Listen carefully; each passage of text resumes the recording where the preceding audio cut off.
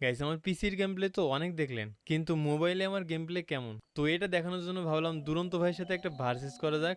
আর দুরন্ত ভাই recently road to Glory tournament খেলছিল, এটার জন্য সে কিভাবে কথা বলতেছে শুনেন। যে মনে করেন যে ই স্পোর্টস খেলে, রোড টু গ্লোরি খেলে, আপনি ওই প্লেয়ারের সাথে আসছেন ভার্সেস করতে, তার মানে বুঝতেছেন যে আপনি কত বড় নুব।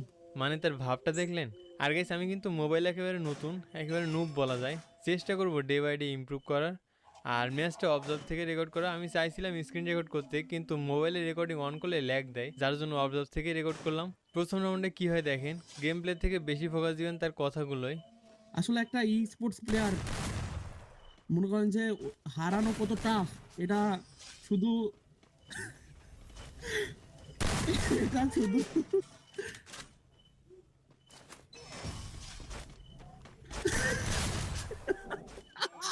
কইলাম না, একটা ই স্পোর্টস প্লেয়ার যে